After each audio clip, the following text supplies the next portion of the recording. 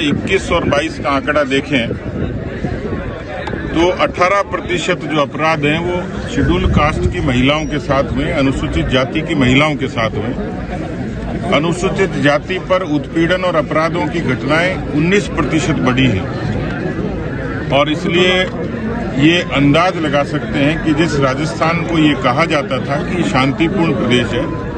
अब ये पूरे तरीके से अशोक गहलोत की सियासत में, उनके राज में, उनकी शासन में अपराधों की राजधानी बन गया है। और इसका दोषी कोई है तो राजस्थान का मुख्यमंत्री, राजस्थान का गृह मंत्री है। इसमें दुर्भाग्य और जुड़ जाता है जब उनके ही संभाग में इस तरीके की घटनाएं होती हैं और घटनाएं होने के बाद जिस तरीके से पर्दा डाला जाता है। आज बेशक समझौता हो गया क्योंकि पीड़ित परिवार आर्थिक रूप से भी और सामाजिक रूप से भी पीड़ित है और उसने प्रशासन के दबाव में हो सकता है ये समझौता कर लिया हो, लेकिन इस समझौते के बाद में धीरे परत दर परत जो बातें आएंगी उससे कांग्रेस पार्टी की सरकार अपने पापों पर पर्दा डाल नहीं सकती। ये समझौता कांग्रेस पार्टी को, अशोक गहलोत को पाक साफ कतई नहीं करता है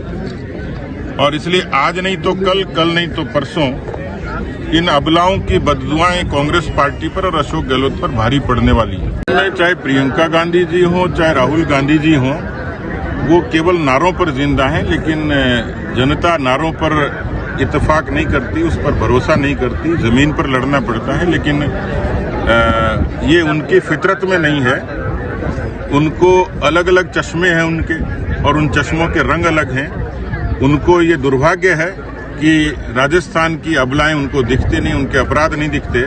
वरना इस तरीके की सरकार में जो घटनाएं हुई हैं जिसका मैंने वर्णन किया है, खुद प्रियंका गांधी जी को संज्ञान लेना चाहिए और इस तरीके के व्यक्ति को एक भी दिन कुर्सी पर रहने का अधिकार नहीं। इस टिप्पणी नहीं करूंगा क्योंकि आज मैं पीड़िता के इस पूरे मसले को देखने के लिए आऊं, लेकिन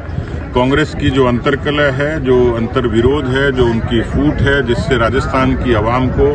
पिछले 4.5 वर्षों से रामलीला देखने को मिल रही है, जिस तरीके से गवर्नेंस की फेल्योर हुई है, उसका बड़ा कारण कांग्रेस की ये आपस की फूट है, जिसके कारण राजस्थान में एक राजनीतिक अस्थिरता थी और कानून व्यवस्था के कमजोर होने का भी यही कारण है कि जब कोई सरकार कमजोर होती है तो उसमें अपराधी बेखौफ होकर इस तरीके का अपराध करते हैं। तो मुझे लगता है कि इस तरीके का बयान, इस तरीके का आचरण ये कांग्रेस पार्टी को कमजोर ही कर रहा है। इसलिए मुझे लगता है कि लेकिन चिंता राजस्थान की जनता की है कि 4.5 वर्षों में राजस्थान की जनता ठगी गई। जिन वादों पर, जिन नारों पर कांग्रेस को काबिज किया, आज राजस्थान की जनता खून के आंसू रो रही है।